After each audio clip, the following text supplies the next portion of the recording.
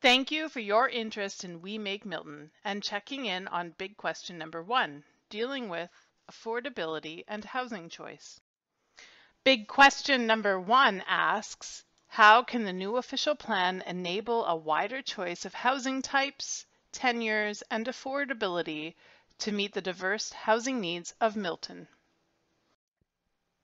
As mentioned earlier, the focus of Stage 3 is on opportunities to respond to our community and stakeholder needs, concerns, and desires, and to craft a locally responsive official plan.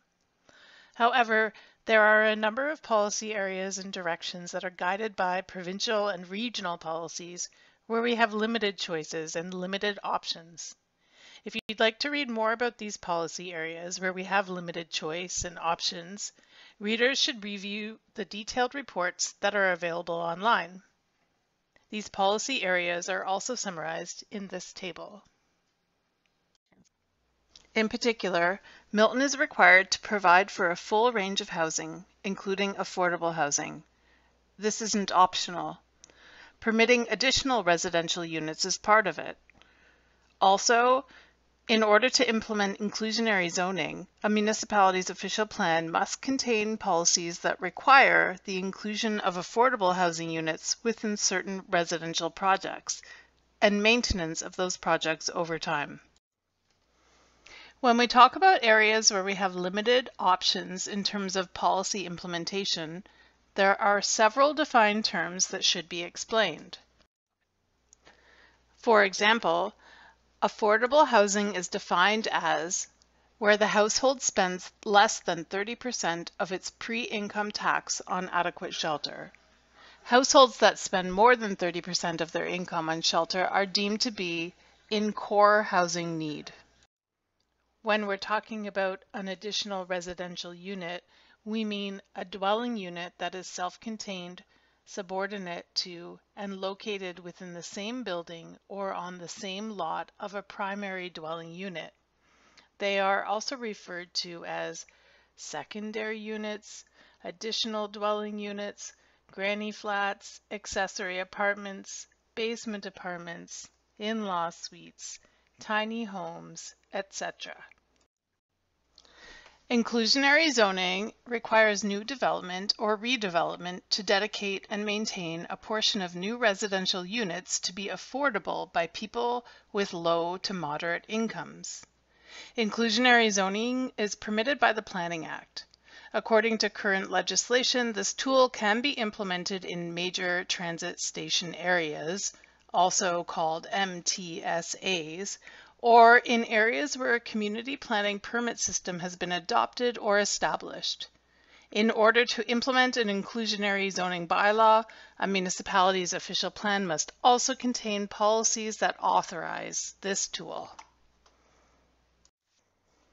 The previous slides outlined areas where we have few options regarding affordability and housing choice. However, based on our research, we've identified a number of other areas where we do have policy options. Specifically, the new OP could provide direction for the completion of a local housing strategy. We could implement alternative development standards and requirements that would encourage more affordable housing choices. We could provide direction for local monitoring and reporting on housing targets.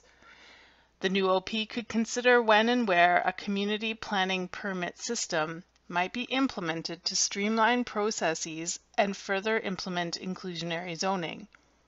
The new official plan could provide direction for the use of a community improvement plan to assist with the provision of affordable housing and rental housing by providing grants and loans.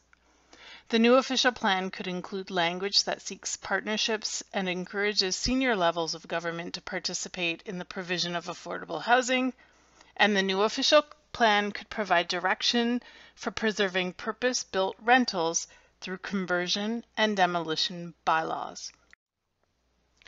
To help understand areas where we do have policy options available, the following definitions are provided. A housing strategy. A local housing strategy would analyze local housing needs. It would work in association with the regional housing strategy. It would set out policies and tools to address local needs. and it would identify areas that need a fundamental shift and commitment to immediate action towards housing affordability. Alternative development standards is a philosophy of taking a new, more flexible look at how land is developed. It means using standards that will allow communities to better meet the needs of today than may be possible with current standards. We could review Milton's existing regulations and bylaws with an affordable housing lens. This would help identify barriers to the creation of smaller units and primary rental housing units. Alternative development standards could be identified to replace traditional standards with more flexible and innovative regulations that will help save on development costs. The community planning permit system was also mentioned. The CCPS is a community building tool that integrates zoning, site plan, and minor variance. As a result, it reduces review and approval timelines significantly and provides more certainty and cost savings. If you're interested in shaping the future of Milton and want to contribute to land use policies related to living in Milton, please complete our survey. We need the community's feedback. Visit letstalkmilton.ca/We Make Milton from May 25th to June 7th to provide your feedback.